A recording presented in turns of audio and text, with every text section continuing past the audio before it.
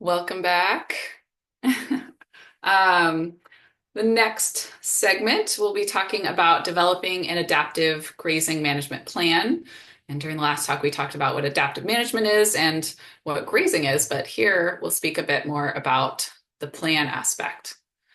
So with grazing management, um, we're looking at a program of action designed to secure the best practical use of the forage resources with the grazing or browsing animals. So that's the UCANR version. And then the NRCS version of what a grazing management plan is a specific site-specific conservation plan that contains planned grazing-related conservation treatment activities for one or more resource concerns.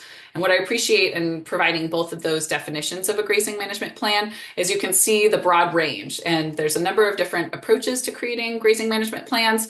Some, like the ANR version, are a bit more focused on the livestock production side, maintaining a sustainable ranch or property, not only for the animals, but for the operation as a whole. And then on the other side, the NRCS version is a little bit more, provides more emphasis on the conservation elements and the goals that might be related to specific resource concerns. And both of those are important, and we're going to be talking about those throughout the discussion here. And if you're interested in developing your own grazing management plans, there's a few guides there below that you can click through in the slides when you get them later. I mentioned adaptive management, and adaptive management is the use of a framework that's built around goals and objectives, the use of monitoring to inform your management and to adjust kind of as you move through it. And I'll be using this wheel as kind of a guide for the talk to think through what stage in the adaptive management planning process we're going through as we develop a grazing management plan, with the first being the describing the conditions, which I added to this provided figure because it was one piece of the puzzle that's still very important. Now, why create a GMP? So you're here because you're interested and perhaps you're working on a GMP. Maybe someone is providing one for you, or you're considering whether or not you need to make one. Overall, a grazing management plan or GMP is going to provide you with a better understanding of your property and its potential. It gives you a structured way to see if your actions are meeting the goals, and a way to create a document that your stakeholders can agree upon. You can say, okay, we all have these different documents. I want to make sure that there's one that we all can come to and say, yes, we agree upon this, that we can move forward with this, we can come back and assess it in that adaptive management framework to see if what we had agreed upon is working. And lastly, to ensure that you meet any requirements or restrictions that might apply to your property. So this is a place to kind of formalize that and identify what those other restrictions might be. The planning requirements include the private landowner managing their own property. So if this is your property, you're thinking about how to manage it, there's not necessarily any requirements when you're thinking about how you want to change your grazing, but a plan will support you and provide a document and a framework to make those decisions. If you're a federal agency managing federal lands, this is, your property is only subject to those federal regulations, unless you're working with partners or funding sources from outside that federal group. If there's a landowner working with NRCS funds for conservation planning, there's a link below to find a TSP, and we'll be hearing from Davey later, touching a little bit on the resources provided by NRCS for conservation planning, which includes producing a grazing management plan. And lastly, any other range planning. So if there's a range planning effort on a forested landscape, so 10% more of forest, requires a CRM or a certified range manager, and you can provide more information on those policies and how to find one in the links below.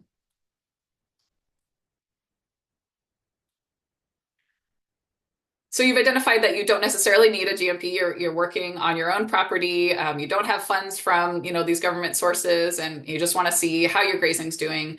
You might be able to just produce a detailed license or contract that identifies some of your goals, some of your requirements and restrictions. You could incorporate grazing elements into a different plan. If you're going through a master plan process or long-term management plan, you can incorporate them there within the plan or as an appendix, or you can create a brief action plan or recommendations memo, just something to go back to. Maybe that states your goals, what you're wanting to see out there, some monitoring, and final recommendations. But you decided you wanted to make a plan. So we're making a plan. We're going to talk through what that adaptive grazing management plan is going to look like. And here are the kind of the main 5 steps. First, we'll be looking at how to identify the existing conditions and what available resources you have. Second, looking at the goals and objectives. So we're going to look at what's possible. We're going to see what's our desired condition and what opportunities this land and your other partners might be providing for that property and that livestock operation. Then within the stated goals and objectives, we also want to think about our areas of concern or constraints. So we talked about that in the last discussion. There's a number of concerns and desirable conditions. We're going to put all that together in our goals and objectives. Once you've identified what you want to see, then you're going to say your recommendations. So these are the actions. This is your action plan. What specific grazing recommendations you're going to move forward with. Fourth is a tailored monitoring program, so we can assess whether or not those actions were achieving the goals and objectives. And then lastly, providing any adjustments to then implement in the following years. So first, looking at describing the conditions. We want to see what conditions and resources are available on your property. First is just defining the boundaries, not only your parcel boundaries, but also your grazing areas or any exclusion areas. So we want to make sure we're not wandering off into someone else's. Sometimes there are some parcel disputes. This is a good time to resolve that so you understand where your boundaries are, because if you're going to be developing a fence, it's important to have that boundary checked, as well as any exclusion areas maybe around a residence or historical features or other protected areas that you would want to see. What are the existing conditions? The following slides will go through the biological, physical, and infrastructure conditions that we would be looking for, as well as what resources are available. So this is not only in terms of the livestock or operation that may or may not already be occurring on your property, but also the water, if there's water available, if you have water rights, natural, artificial developments, what kind of funding might be available, or what kind of a fee program you're going to be using, as well as labor, if these livestock are going to be yours or your community's. Biological conditions to consider. You can look remotely as well as within the field at your existing resources. And the number of resources available for Sonoma County is amazing, and much of the Bay Area as well. And there's a few data sources that are provided below that you can click through and see what is occurring on your property in terms of the plant communities that have been mapped out there. And to some degree, you can provide that based on your own experience, whatever your background is, you have an understanding of what kind of these big grazable units are. What are the grasslands? What are my brush areas? And what are my forested landscapes? Are the forest landscapes open understory, or are they pretty closed and not accessible or usable as forage? Also thinking about sensitive plants and wildlife. So in a formal process, we would go through and we would look at the California Natural Diversity Database. We would look at the California Native Plant Society website and provide an additional query on the U.S. Fish and Wildlife Service. So IPAC is also a link provided there to say, well, what's in the area? What do we need to be worried about? What could happen or could occur on the property, so that we think about how grazing might benefit or potentially impact those species or communities.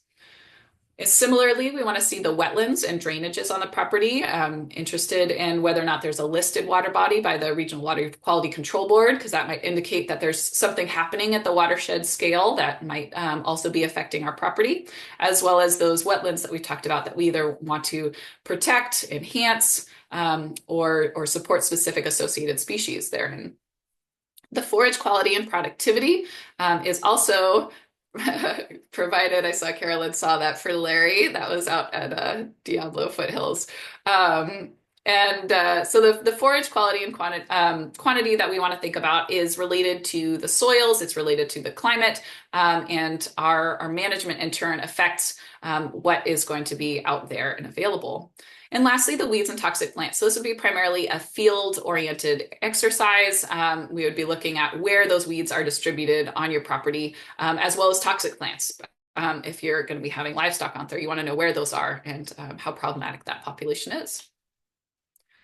In terms of the physical conditions, these are primarily remote assessments. You can look at your slope and topography, you can get a specific digital elevation, or you can look at OnX, or you can look at Google Earth and just kind of slide through and see where your steep areas are. You've probably hiked all throughout them as well. Looking at erosive areas, that's going to be more of a field assessment, and looking to see if there's particularly problematic areas and how you want to address those either with restoration, exclusion, or kind of a wait and see approach. The soils and ecological sites, that is a website down there, the web soil map, that you can draw out your boundaries and identify where specifically these soil types occur and how much soil productivity you have. The water quality component, again, tying back to the Regional Water Quality Control Board, there's a little link, as well as climate averages to know how much water is falling, how much precipitation is falling in that area. And lastly, the fire hazard level. And you can see that there with the fire hazard severity zone viewer. You can look and see if it's a very high, moderate, or low fire hazard level. Infrastructure is also important for a potential livestock operation. What is out there, what condition is it in, where is it, and what needs to change. So from an operational perspective, we're looking at fences, gates, and corrals, as well as any water developments, roads, and access. Each of these individually are critical for an operation because we're containing animals, we're gaining access to those animals, and we're providing them with water. You're not going to be able to have livestock without water. That's kind of one of the other big takeaways that I would provide. And then residential, if there's an area that's a homestead, whether that's currently used or a historic homestead or other residential or operational buildings that you want to exclude potentially, or landscape associated with those, as well as any cultural sites, so prehistoric or historic sites you want to exclude or protect or possibly manage with grazing. When we think about available resources, we want to think about, who's grazing, how do we pay for this? We're interested in having grazing, so the next step is to think about your livestock and labor. You might have an existing operation that's out on the property that, that's the easiest, approach is to continue working with that person as long as you work with them in a, that you appreciate each other's challenges and concerns and are able to work openly towards each other's goals. You may have a neighboring operation. That's also an easy approach if you've got infrastructure and they can open some gates. That's certainly the next best thing, as well as community efforts. And Sarah will be speaking more to this later, as well as a local or regional operation. So that's where you might be looking more at a bid or an opportunity to provide interviews to individual landowners in the region. And there's another slide where I'll talk a bit more about that. Funding that we'll hear more about from Davey as well as Sarah include the NRCS cost share programs, RCD programs, potentials for mitigation endowment. So if you have sensitive species of concern and there's a market for them, as well as conservation easement. That's a chunk of change that you can get by identifying that your property is worth conserving in perpetuity and working with the local ag district and some land trucks potentially to do that. And lastly is the payment structure between the landowner and the grazer, and that can provide either funding to the landowner for that forage or funding to the grazer for providing these ecological or other services. Now that we know what we have and what's available, we want to think about our objectives. So this includes desired outcomes as well as performance indicators. And you'll hear a couple terms, goals, objectives, and performance indicators, and I'll talk through those three a bit here. So first is goals, and these are broad, realistic, but aspirational. So we're thinking about a statement that says, I want to maintain native plant communities, something that just states a bigger vision of what you want to see on your property. When we're thinking about these goals, we want to review any related documents. If you have a conservation easement on your property, an existing master plan, any historic documentation, pull that all together, compile that field and remote data that you saw in those last slides so we know what we have, where it occurs, and then talk to your key stakeholders. So that would be, typically a landowner and a grazing operator that you might have already or one that you're anticipating bringing on, as well as any easement holder or agencies that might be involved, say in a mitigation site. Things to think about when you are developing your goals include what's the purpose of introducing grazing? Are there desired conditions? Are there sensitive resources? When we looked at those last biological slides, or resources of concern, thinking about erosion.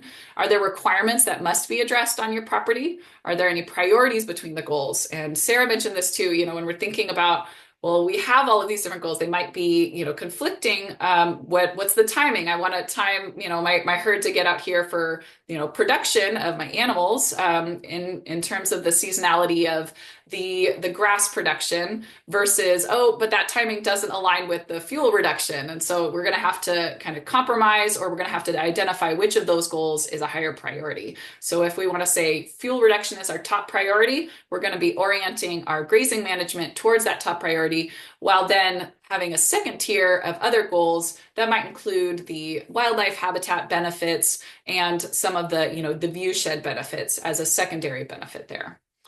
And lastly, if there's any relevant policies, laws, restrictions, program requirements, or regulations, it's important to document those and make sure that they're included so that you can at least go ahead and say, yes, I remember now, I need to go reference this other document, or, make sure that we're meeting all of those requirements. A few example goals that we typically see out on these lands, working with both landowners and operators. In terms of the landowner goals, these are going to be kind of the ecosystem services, and broader goals relate to reducing wildfire hazards, managing weeds, improving wildlife habitat, protecting riparian areas or water quality, preventing erosion, protecting cultural sites, or providing recreational opportunities. In terms of operational goals, you might be looking to have a profitable business. You want to maintain healthy livestock. You want to get rid of some toxic plants, improve your forage yield, have a rotational schedule, and developing any water resources that might be necessary to support your operation. So objectives are going to be filtered down from our goals. We have these broad aspirational goals. Now let's get specific and SMART. So these are going to be tied to the goals, but they're going to be specific, measurable, attainable, relevant, and time-based. And when we get into those specifics, we'll tie it to a goal. We'll say our example goal here is maintaining healthy livestock. Well, what's your objective? In some cases, you could call this a performance standard. You might have a separate performance standards. Objectives are going to be those specific goals or specific objectives that you want to achieve the broader goal and the way that you're going to achieve it. A performance standard is the specific way you're going to monitor. You're going to say yes or no, did I meet that condition? And so then you can assess and say yes or no, I met that goal, kind of moving up the scale from performance standard to objective to goal. And in many cases, I provide goals or I provide objectives that are essentially a performance standard so that you can look back and say in your monitoring approach, yes or no, I met that. So again, the maintaining healthy livestock goal is broad, and our specific objective is all livestock maintain body condition scores between a 5 or a 7 during monthly assessment. So you're providing a time frame, you're providing a number that you're assessing, you're specific, and it again ties back to that goal. There's a few other examples here about managing fire fuels or weed cover and maintaining a viable operation. Once we've identified our goals, our objectives, any associated performance standards, then we're going to say, well, what are the strategies and actions that we're going to implement? So let's outline those before we go out in the field and implement them. You can develop recommendations based on some of these guides. These are two that I highly recommend reviewing if you're going through the GMP process. The Grazing Handbook is developed for Sonoma, but it's really applicable and statewide, particularly with the Central Coast and Bay Area. And those provide some examples of things to think about and initial recommendations that you might apply on your own properties. So when we're developing these recommendations, these are meant to be actions that will achieve those goals while minimizing the potential negative effects. So you're looking back at your goals and you're thinking about, well, what am I going to do to achieve those? And the typical recommendations are going to include a grazing program or system approach, infrastructure improvements, and best management practices.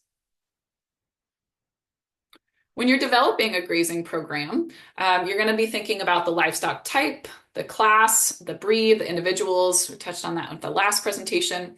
But then we're also starting to think about the timing, when are they out there? How often are they coming back to a certain area? What's the duration of their time in a certain pasture? What's the distribution? Where are they spread on landscape? Where are your pastures?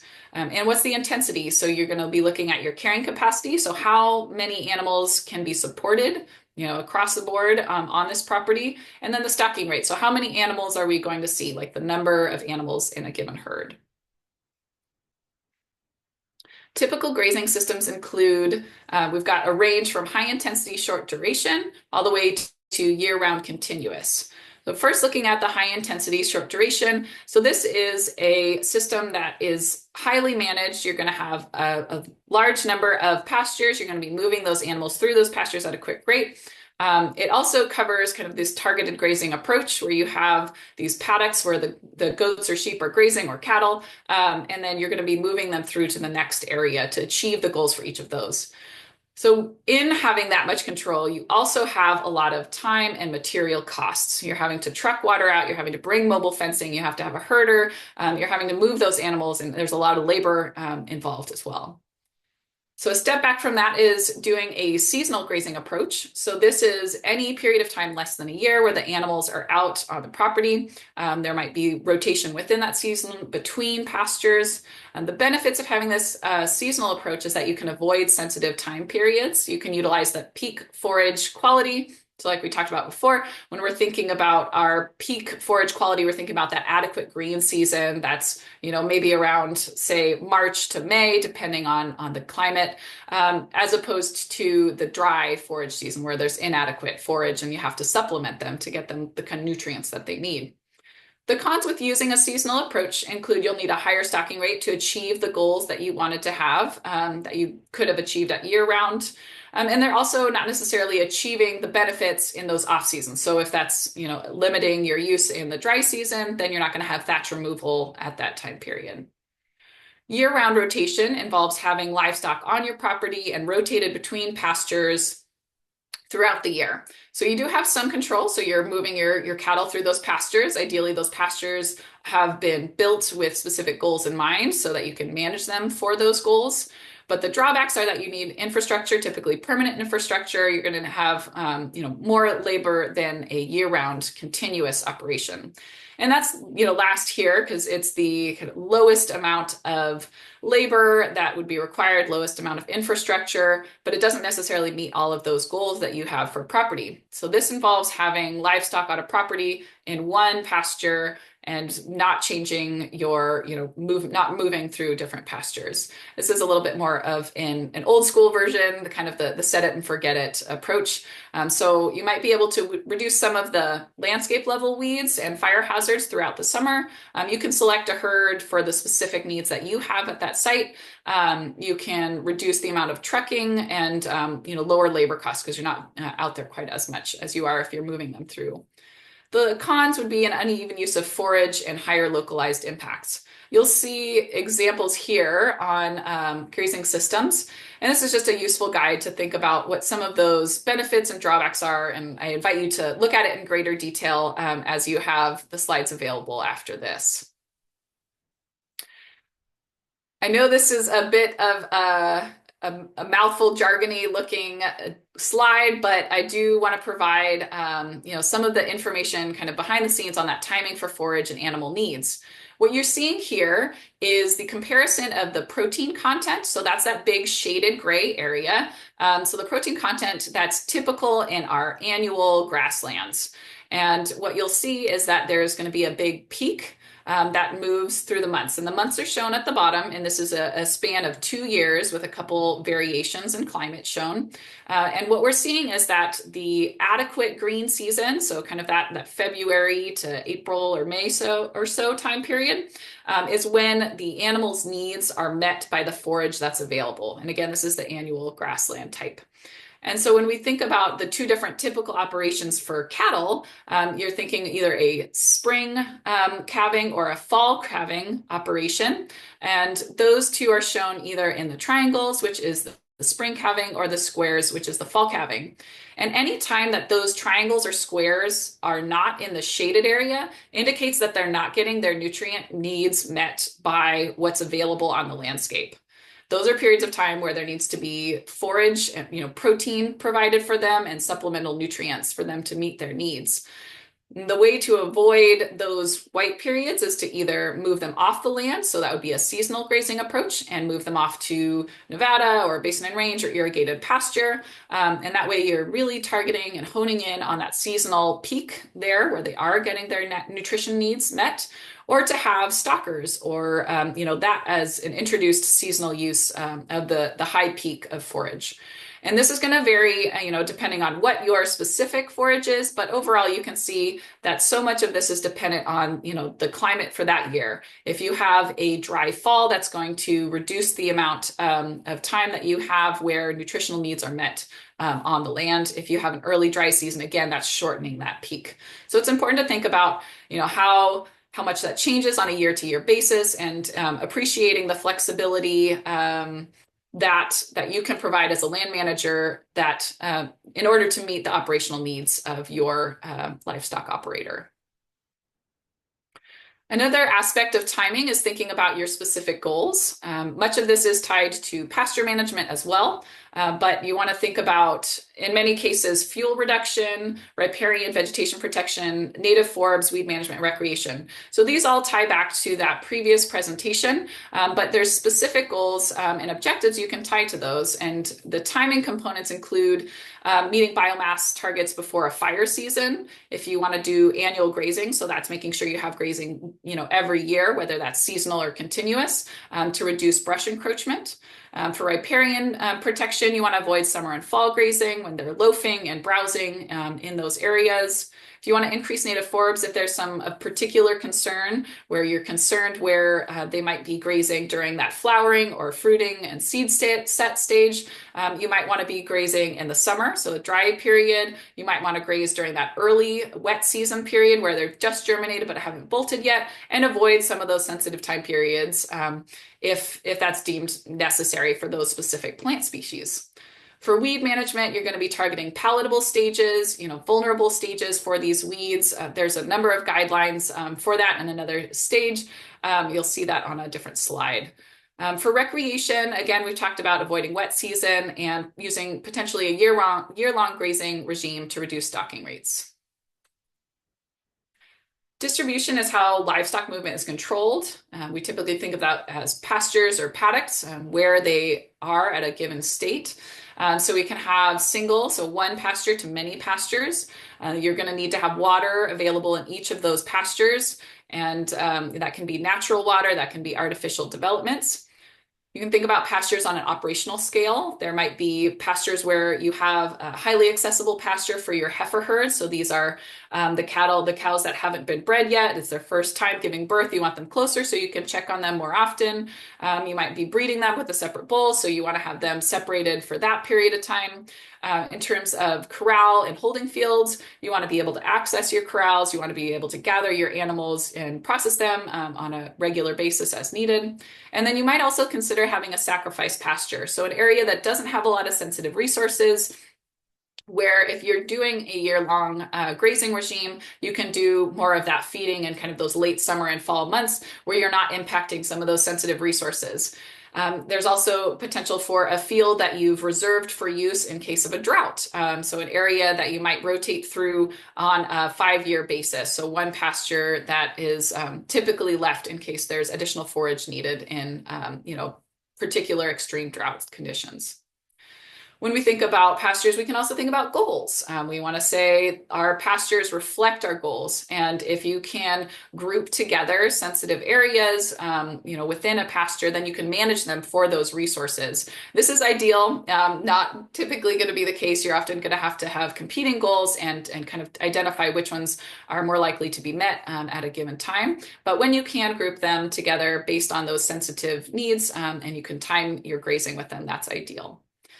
You can also identify areas with different forage availability levels. So you might have different plant communities that provide different levels of forage, different nutritional requirements, and you might separate those into pastures so that you can reserve some for later use. You might have a wetter field that you can revisit later in June and July that provides green and adequate forage later into the season. Another recommendation that we'll provide in a grazing management plan is a stocking rate. And that stocking rate is going to be based on your grazing capacity. So the grazing capacity is how many animal units can be supported by an area for unit of time. And it's typically described in animal unit months.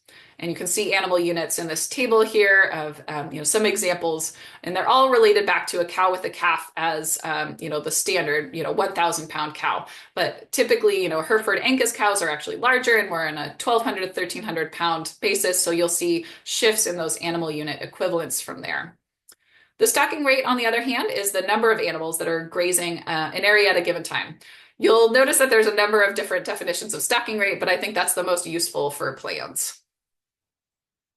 Factors that you'll need to identify if you're providing a stocking rate, and you're going to have to look at the grazable acres. So this is thinking about not only what's accessible to the livestock, what's within your fenced area, but what's a suitable vegetation type? What are they actually able to get forage from? You're going to think about the higher harvest efficiency. So typically there's a 10 to 50% range, and that is going to address what kind of quality of forage you have, how palatable it is, the slopes, how accessible those grazable areas are. You're going to think about the forage productivity either from past use levels. You can look at the NRCS soil data, or you can use field samples to inform your estimates of how productive each individual soil type is. Looking at the identifying use level or minimum RDM standards, that's going to provide you with a number that you don't want to go below. You know how productive, how many pounds per acre your property has kind of on the upper end, but you also are going to be able to see, well, what's the lowest amount of biomass I want on my ground, on the ground, and then you're going to have a range there between those two levels. The last two, looking at livestock type. So what animals are you going to have out there? That's that animal unit equivalent from the last slide, as well as the months of grazing. When do you anticipate having animals out there? And this is a slide to show you an example of what the Web Soil Survey from USDA would provide, as well as a table that gives you the specific productivity of each of those soil types. Again, bringing back our RDM minimum standards, as this protects your soil from erosion and impacts, provides support for germination of desirable species. Looking specifically at Table 2 and Table 3, you can click through and look at the entire guide there on how to estimate this on your own property. Again, a little jargony here with the grazing capacity and stocking rate estimations. But, big picture, we're looking at, what can they graze? How efficiently are they grazing that? How much is available versus how much do we want to see left on the ground? So that's going to give you that slice of what is available forage. And once you have that available forage, then you're converting it and saying, well, how much are they eating? So one animal unit, that perfect cow, that is going to eat the 790 pounds for, a month. And so then you have your grazing capacity. Well, how many animal unit months do I have?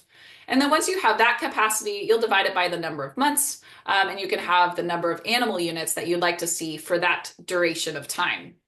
And once you have your animal units, then you can convert it to the specific livestock type of interest. And, that might be sheep or stockers or, Angus large cows. We also provide infrastructure recommendations and a grazing management plan. And, the first things first is you want to meet your needs. You can't have an operation without fence. Either you're bringing it in and it's mobile or you're constructing it.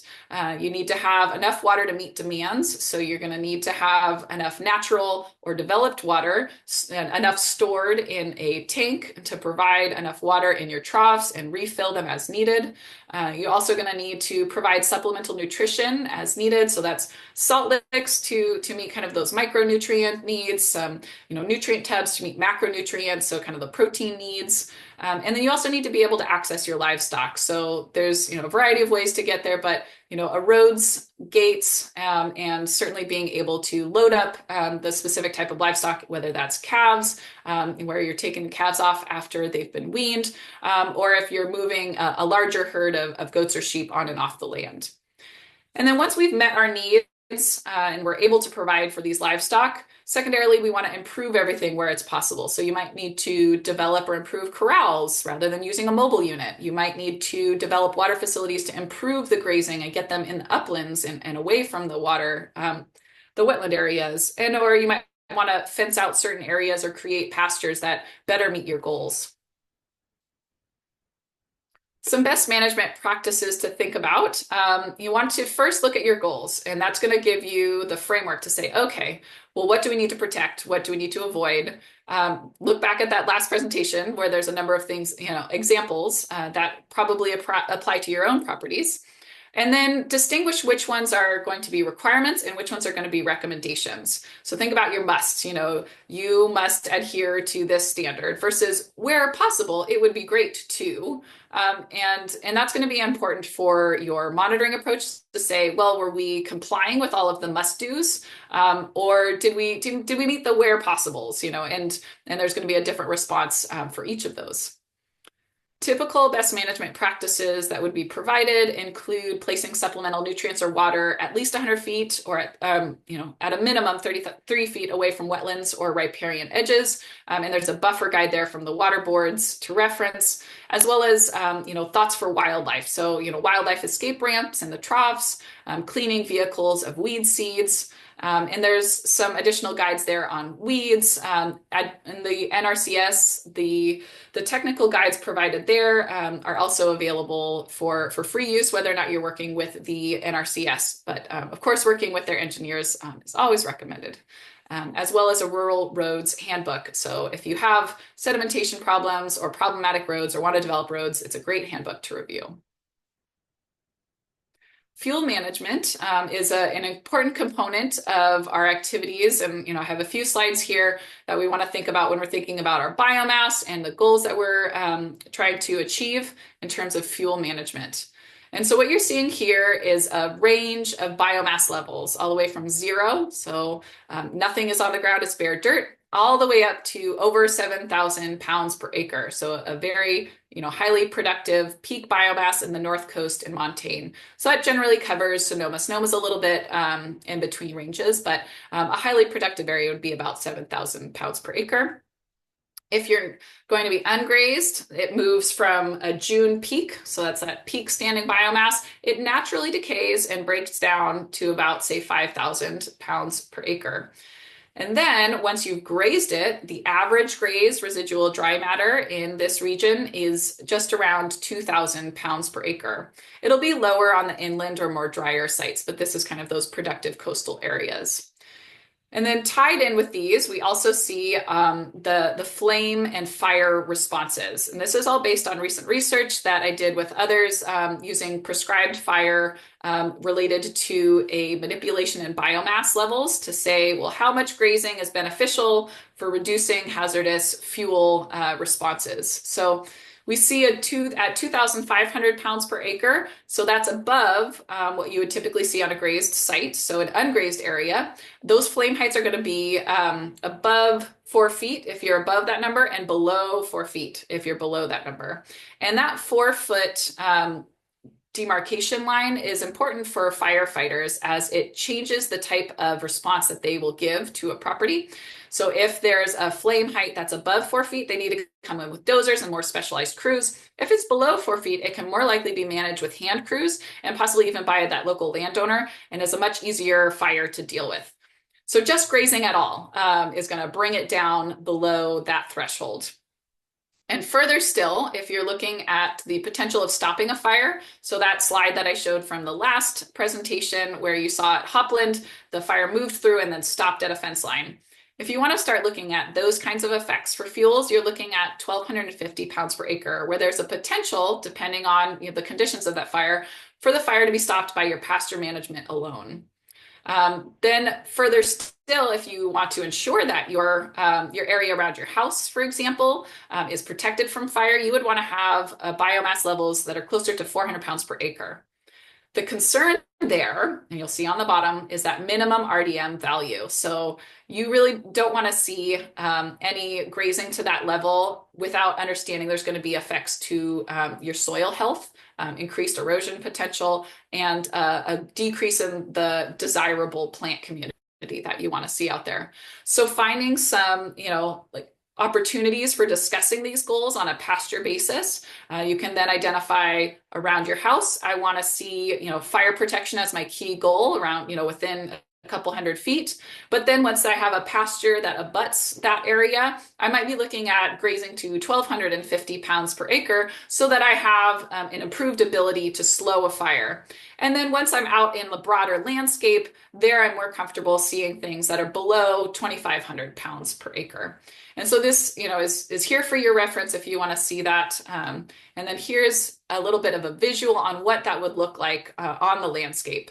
In the bottom right-hand corner, you can see the very heavy grazing. So that would be kind of the moonscape around your house. You really don't want to fire. This is what you might be grazing it to or mowing it to provide those protective elements. On the upper right-hand side, you'll see kind of a more moderate to heavy grazing. So this is an area that might abut a property or a utility. You're grazing it down to a level where you're protecting your soils. So find that minimum RDM for you based on that ANR guideline provided with the link in the earlier slide. And then, below that 1,250 pounds per acre. In that case, you're going to be more likely to see the fire stopped, and it'll be lower flame height, so it's much easier to contain and stop the fire. And lastly, the light to moderate grazing in the bottom left-hand side is where you're more typically going to see your grazing at a landscape scale that will reduce the fire hazards and improve the ability of firefighters to slow or stop that fire. So we know what's there. We've established our objectives. We've decided what strategies and actions we're going to take. Next is to establish a monitoring program to see whether or not those actions are meeting our goals. So what is monitoring? It's the collection, evaluation, and interpretation of data. There's compliance monitoring, which is understanding whether or not an action complies with an expectation or a requirement. So those might be those residual dry matter levels. It might be, there's a requirement that you don't use pesticides.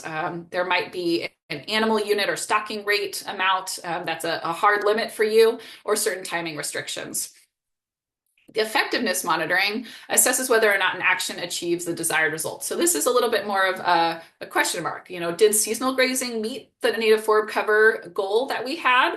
If it did, then great, let's keep doing what we're doing. If it didn't, if somehow our native forb cover is declining below what we want to see, let's reassess and see what our actions were and whether we can change them to improve the outcomes.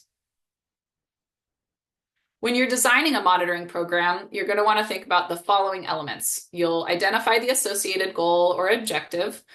Make sure that your performance standard is defined. So that's that yes/no switch, so we can understand whether or not we're meeting that standard. You're going to select your methods, identify the best timing, frequency, so how often you're going out there to do it, as well as the location. You may not be able to monitor all of your ponds, so you'll select a handful of sentinel sites. You're going to determine who's responsible for that monitoring. It might be the easement holder that comes out once a year. It might be the land manager. It might be the operator. It might be someone that you've brought on with a different skill set. What intensity of monitoring might be required by an outside agency or regulation, or if it's you doing it yourself, you're going to adjust it to your skill set, your time, available budget. And this provides a few examples of low, moderate, and high monitoring intensity approaches. At the lower end, when possible, do photo points. That really provides a visual understanding of, what is changing over time. And you can really go back to that first baseline level and say, hey, before we introduced grazing, this is what it looked like. And what does it look like now that we've had 5 years of grazing? Select those monitoring points so that you're able to assess your management over time. You're able to assess management objectives of interest. So if you're interested in native forb cover, go out to an area that has, a high density of native forbs. Take photos there. If you're worried about riparian grazing, take photos in a riparian area where you think you see some cattle trailing and see that time, how time changes in those specific areas. Also using checklists. So we talked about compliance monitoring, having a checklist that says, yes, all of the troughs are functioning. Check the box. Okay, now I've walked all the roads. There were no new weeds. Check the box. It makes it easy as a kind of a point to come back to every year to see whether or not you're meeting those initial goals or regulations. A visual assessment is also helpful. You might have a visual guide like I provided for the RDM levels, and you can say, yes, this pasture met my 1,250 pounds per acre to 2,500 pounds per acre standard. Great. I can say that this pasture meets, level C. If you have a little bit more time or budget or interest and you want to move into the moderate or high, a few examples include doing RDM samples or mapping. In particular, RDM mapping can be very useful as it can provide more of an understanding of where you might have undergrazed areas or overgrazed areas, how that changes over time with climate, and how you can best use your animals. There's also vegetation height, bare ground assessment, soil health, plant community or weed mapping, looking at specific wildlife populations or plant populations, and looking at water quality. So now you've decided how you want to monitor your goals, and now you're going to implement those strategies that you've identified.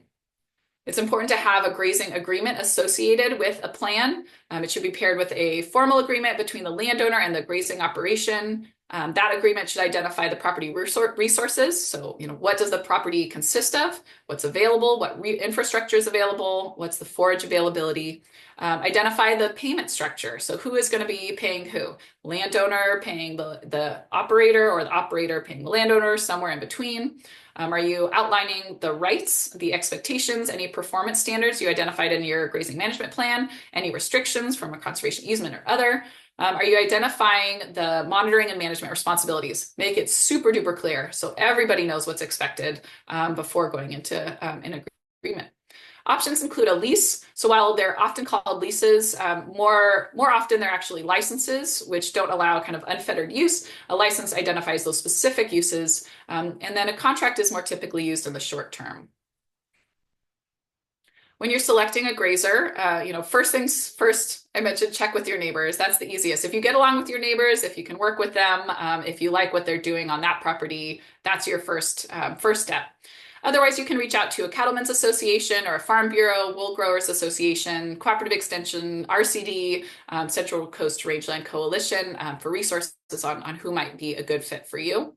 If you have to go through a more formal process, you'll be looking at either a request for qualifications or a request for bid. We really don't recommend necessarily going for a request for bid and rather going for qualifications, which allows you to check references. You can interview these candidates and provide a point-based rubric. You can say, I'd like to have a local operation. That's important for response time, supporting our local economies and culture. And you can also rank higher for successful work with similar entities. As for the request for bid, the problems with this is that while you're selecting lowest bidder, you might be saving money. However, you might not be able to check their references. It's more likely that you have an inexperienced or unethical grazer who's not grazing it to those standards that you hold for your land. Some fee methods include where the grazer pays. This is most suitable for a property that's large. It doesn't have a lot of issues, doesn't have a lot of requirements. There's enough infrastructure and adequate forage. So whoever's out there is able to have enough operational flexibility to meet their animals' needs to provide a profit. You can do a payment process that involves, a per acre basis. If you have 100 acres, $10 an acre. You can do on a per animal or animal unit month basis. You can do on the gain or market base. So that's adjusting those fees based on whatever is happening in the market for cattle or others. In a case where the landowner is going to pay, that's just a case where the demands are high, but the resources are low. So there might not be infrastructure, there might not be water, they're hauling that in, they're bringing in fences. The demands are high. Maybe you have a lot of really small pastures, you have a lot of needs. This is a wetland one, I need you to graze at this specific time. I need you to open these gates at this specific time. If it gets to the point where there's so many requests and asks on the operator, it's no longer feasible for them to make a profit if they're paying you. So in that case, you'd be looking at the landowner paying the operator either on a per acre basis or a flat fee or kind of per service. And you'll see fee reduction, potential where the grazer's paying, or in a cost neutral example where there might be some agreements based on whether someone's maintaining infrastructure, providing specific services in lieu of a payment. And there's some great information from the ANR there that you can see, as well as cattle facts, which is typically used for any market rate adjustments. Infrastructure development, infrastructure development that might be recommended within your plan. You would want to go through the process of planning. So you'd be working with your operator to make sure that their voice is being heard. The NRCS and RCD are great partners for, funds as well as for design, as well as any neighbors that might be partnering on this operation. When doing your design, you want to consider your maximum beneficial use. So that might include thinking about wildlife or recreation. You might also think about firefighting, so sizing up any of your water holding facilities or pipes so that firefighters can tap into those, providing wildlife water, or making sure your wildlife fences are wildlife friendly. Looking at permitting. So this is again why it's great to partner with NRCS or the RCD to go through any necessary permits. There's also a Sonoma County permit link there, so you can see when do I require a permit from the county as well, and kind of walks you through those. And then to construct it and implementing any avoidance measures or mitigations that you need to. Lastly, graze it, so implement it. And you're going to evaluate your management success or effectiveness. You can use an annual meeting with the landowner and operator to get together with any other stakeholders, review those grazing operational choices that you made. What was the stocking rate, the schedule, availability of forage? How did things look compared to last year? What was, any operational concerns? Looking at this all in context of the climate as well. And then reviewing those monitoring results and developing a plan for your next steps. And here's that report of findings, where we have an annual report that describes what you chose to do, describes what the monitoring results were, providing any updates, things that you want to change to that management plan or any monitoring actions, and then what is it you're going to be doing next year, that stocking rate, the schedule, any other operational needs that need to be addressed. And lastly, do some adjustments. So if you need to adjust those management actions, you can implement those kind of in the next grazing year and do those adjustments.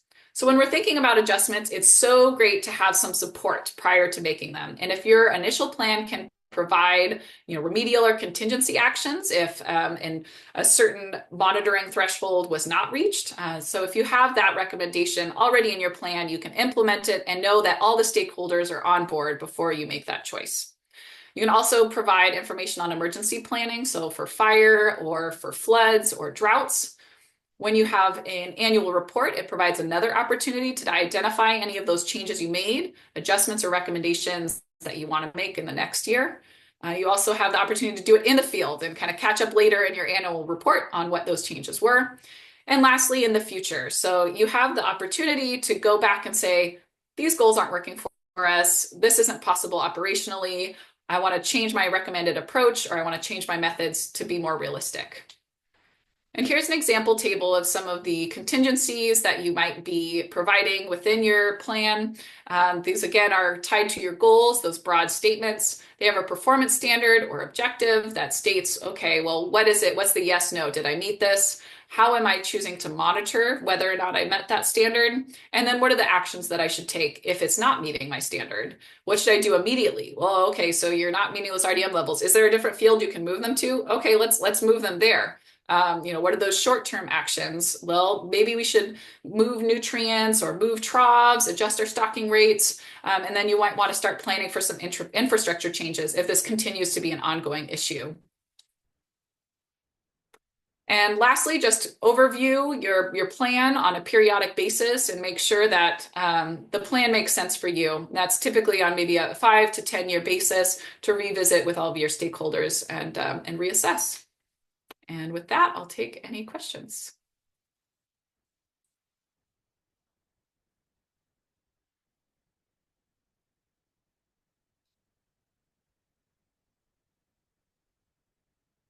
And it's okay if there's no questions, but I guess I have a question, which is the horse AUM is, or the horse animal unit is, what is it, 1.25, but it's less forage per month than some of the other animals. I was wondering, like, is that number supposed to directly correlate to the amount of forage removed from the land per month? So all of those estimates are based on an animal unit. So I'm guessing you're looking at the table. Let's see. I'll find that table again. So typically the amount of forage would just be a multiplier. So you would just multiply it up or down based on kind of the weight of the animal with some adjustments. And that's from Lisa Bush. So that example of the AUMs, let's see here. I can display that again so we can look at it together.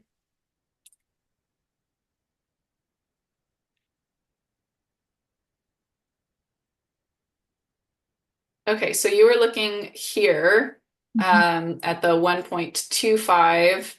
So yeah, so it's a multiplier that's compared to this number one for the cow-calf operation. So it does require more forage.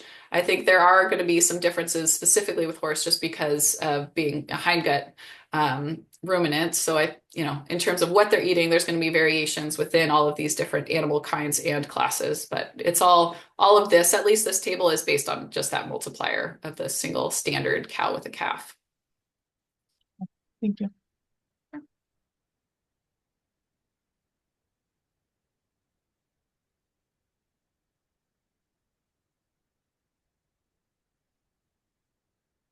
Right. Well, that brings us to our longer break.